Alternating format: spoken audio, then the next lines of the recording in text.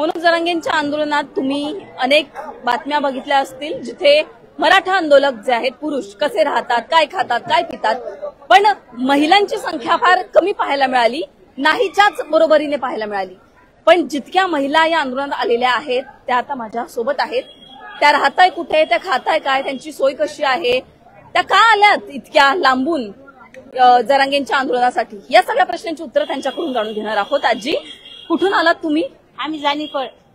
अच्छा, भोकरदन तालुका, जानीफळ, मिसाळ। किती दिवस झाले आलात आणि काल रात्री इथेच होता? 4 दिवस झाले। आज बुधवारी गेले आम्ही। रात्री कुठे झोपला होता? रात्री असं टेम्पोत झोपलो पावसामध्ये। हा, कोण कोण तुम्ही सगळ्या महिला एकत्रच राहताय की कसं? नाही, एकत्रच। आणि घरातली माणसं तुमच्या? घरातले माणसं आमच्या संघशी।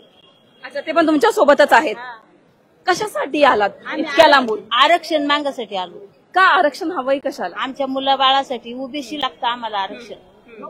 पोरं आम्ही दमलो, काम करू करू आमचे मुलं सुद्धा दमले, पण त्याच्या मुलाचा फायदा झाला। आता या वयात वाटत नाही हाल होतील, पर तिथे काही सोय नाहीयेत, वाटत नाही तुम्हाला? असं नाही वाटलं की इतक्या लांबून झाले काही हाल तर घेईन सरकार तर आपली समजा, पण मग आमच्या नातासाठी नातवंडासाठी आलो आम्ही। आमच्या पोराचं काही सोयी लागलं नाही, आमच्या मालाला भाव नाही, शेती उली उली आहे, काम करू करू त्या पोराचा हप्ता बरोबरच आमचं तसं चाललंय, खाणं पिणं वयानं बरोबर।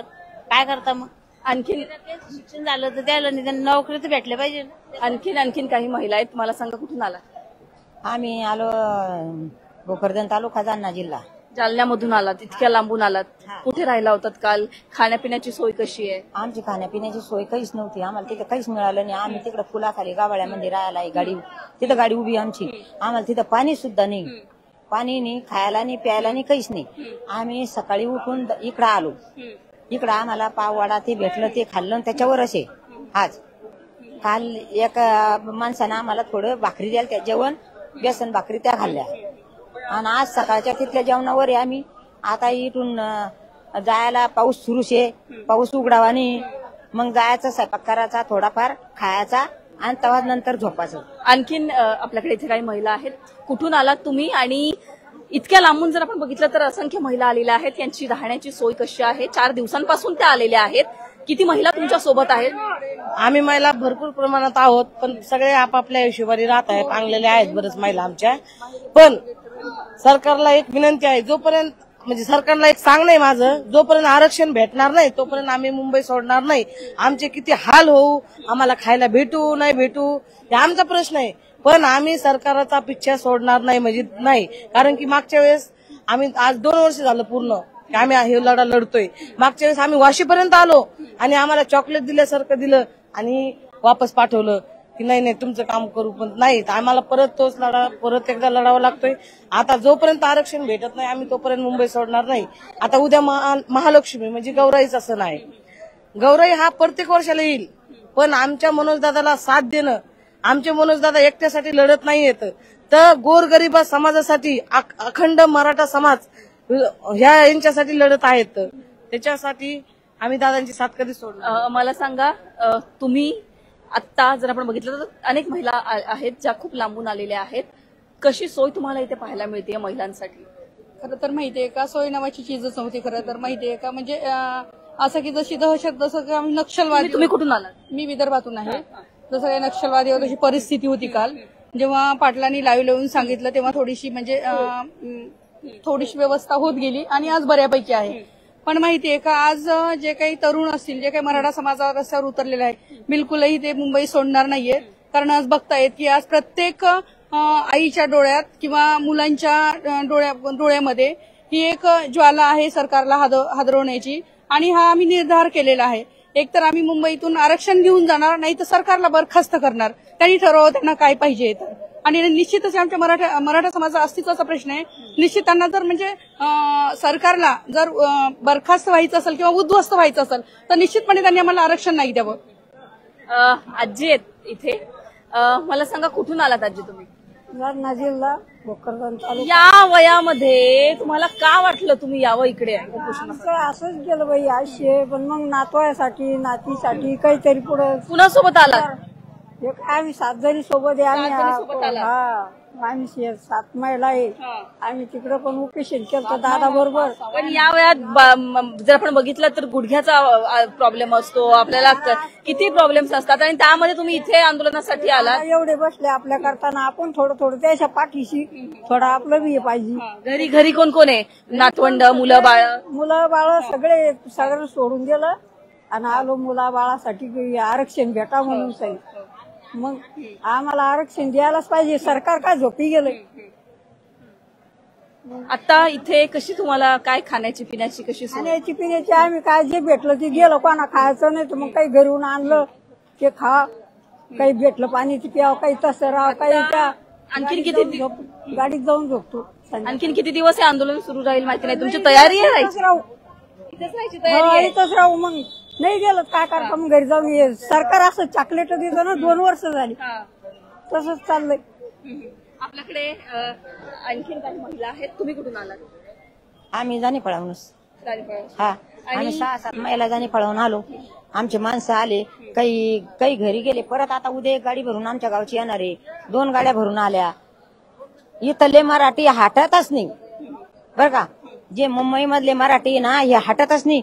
घरी गेले बिन तर परत इथे येणार, घरी गेले बिन तर परत इथे येणार. हे आंदोलन जोपर्यंत आरक्षण भेटत नाही तोपर्यंत हे आंदोलन चालूच राहणार. एक सांगा, तुम्ही फक्त महिला आलात की मुलं बाळ अजून कोण?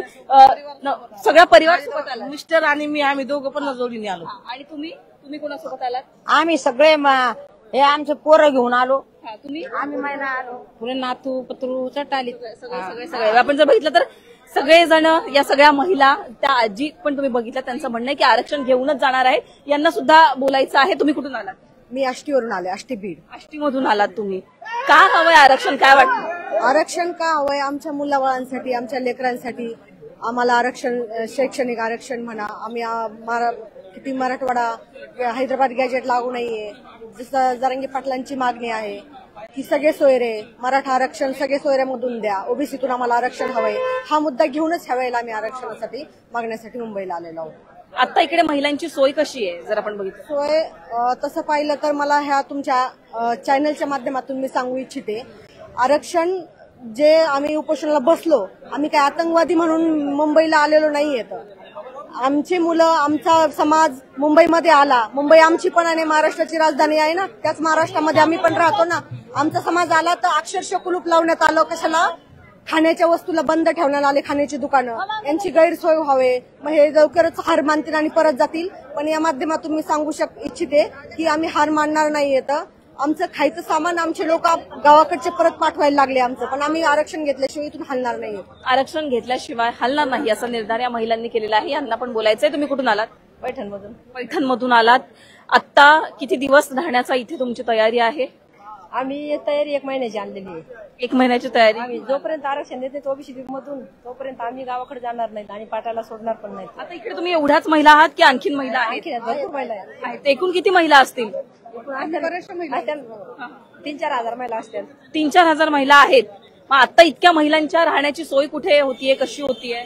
पावसात झोपतो तर आमचं काही नाही. आम्ही आता आरक्षण घेतल्याशिवाय जाणार नाही. जेव्हा दादा जा म्हणते ना आरक्षण घेतल्याशिवाय आम्ही जाणार नाही. जेव्हा दादाला जर आरक्षण दिलं तेव्हाच आम्ही जाणार. नेलं तरी चालतंय, पण आमच्या दादाच्या केसाला बी धक्का लागला पाहिजे. आमच्या दादाला काहीच झालं नाही पाहिजे. आम्ही जोडे नाहीत, दोघं जोडे नाहीत आम्ही सोबत. इकडे आणखीन काही महिला आहेत. जर आपण बघितलं तर तुम्ही कुठून आलात? मला भोकरदन तालुका, जालना जिल्हा. जालन्यामधून आलात. आता काय वाटतंय आरक्षण पाहिजे तुम्हाला? आरक्षण पाहिजे आम्हाला. का हवंय आरक्षण? आमच्या लेकरा बाळाला. लेकरं बाळ पण सोबत आली आहेत. काय करतात? घरी सोडून दिले. काय करतात? शेती करतात. घरी सोडून दिले लेकरं बाळ. आता महालक्ष्मी बसत्या, गणपती ते सोडून आलो आम्ही लोकांच्या भरोश्यावर. आता किती पण दिवस राहायची तयारी असेल तर राहणार? किती पण दिवस जवळ भेटत नाही आरक्षण तोपर्यंत आम्ही. कुठून आला? जाणे पळ. तुम्ही पण? एकाच गावचे आहे. आता यांना काहीतरी सांगायचंय. तुम्ही वारंवार विचारत आहात की महिलांची व्यवस्था कशी आहे. मंत्रिमंडळ सुद्धा बघत आहे, पण त्यांना मराठ्यांचे हाल करून सोडायचे त्यांनी ठरवलेले. पण आम्ही माहिती काय गरजवंत मराठा समाज म्हणून इथे आलेलो आहोत. खरं तर पाणी, पाऊस, ऊन, वारा हे आमच्यासाठी काहीच नाहीये. का तर आम्ही शेतात काम करणारे शेतकरी आहोत. आणि माहितीसाठी त्यांना जर ते म्हणता येत की मराठा ओबीसीतून 50% कसा, तर कुणबी हा शेतकरी आहे आणि ते शेतकरी वर्ग आलेला आहे. म्हणून आम्ही ऑलरेडीच कुणबी मराठा आहोत. म्हणून यांना आरक्षण द्यायला काही हरकत नाहीये. पण ते माहितीये का फक्त बघायची भूमिका घेत, पण त्यांना हे सोप्यात नाहीये. त्यांनी बिलकुल मराठा समाजाला हलक्यात घ्यायचं नाहीये. तिथं आमचं अखंड मराठ्याचं काळीज बसलेलं आहे आणि त्या काळजाला जर थोडा धक्का लागला, तुम्हाला माहितीये काळजाला धक्का लागला तर प्राण जातात. काळजाला धक्का लागला तर हे नास्तेनाबूत झाल्याशिवाय राहणार नाही, हे सुद्धा तरी विसरायचं नाहीये. कारण ही आमची माहिती का अंतिम लढाई आहे, बिलकुल माहितीये का. आणि कुठल्याही याच्यामध्ये आम्ही मॅनेज होणारे नाहीयेत. आम्हाला इथून आरक्षणच घेऊन जायचे, दुसरं काहीच पाहिजे नाहीये. तुमचे हे आधीचे जे तुम्ही आधी ज्या काही आश्वासन ह्या गोष्टी दिल्या होत्या की नाही तुमची खुर्ची ठेवण्यासाठी, ते नाही पाहिजेत आम्हाला. तुम्हाला जर तुमची खुर्ची ठेवायची असेल, तुम्हाला जर तुमचं सरकार ठेवायचं असेल काळून काळ, तर तुम्हाला आम्हाला आरक्षण द्यावंच लागेल, नाही तर तुम्हाला बरखास्त व्हावं लागेल. हे सुद्धा तेवढं सत्य आहे. कारण माहितीये का जेव्हा छत्रपती शिवाजी महाराजांचे मावळे बोलतात तेव्हा ते साक्षात करून पण दाखवतात.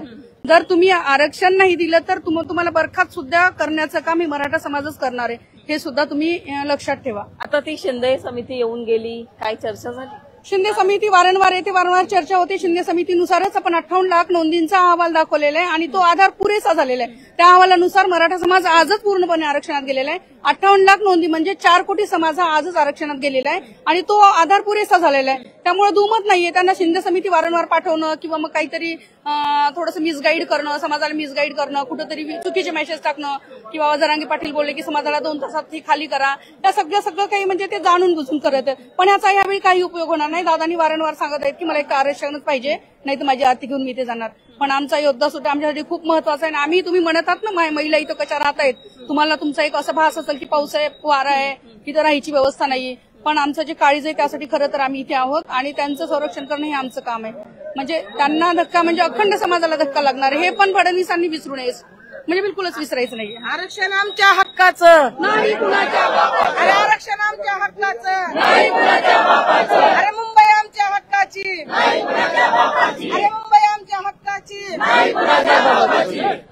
एकूणच जर आपण बघितलं तर अनेक आपण जर बघितलं तर अनेक मराठा आंदोलक तुम्ही बघितले ते काय करतात, कसे राहतात. पण या महिलांच्या सुद्धा व्यथा होत्या. जर आपण बघितलं तर डोळ्यात आरक्षणाची आस घेऊन या सगळ्या महिला आलेल्या आहेत. त्या आजी तुम्ही बघितल्या, अनेक या महिला ज्या आहेत त्या ज्येष्ठ महिला आहेत, वय झालेल्या महिला आहेत, तरी सुद्धा त्या आलेल्या आहेत. कारण त्यांचं म्हणणं आहे की जर जरांगे आंदोलन करत असतील तर आम्हाला सुद्धा इथे येण्याला काहीच प्रॉब्लेम नाही आणि आता आम्ही आरक्षण घेऊनच जाणार असा त्यांनी सुद्धा निर्धार केलेला आहे.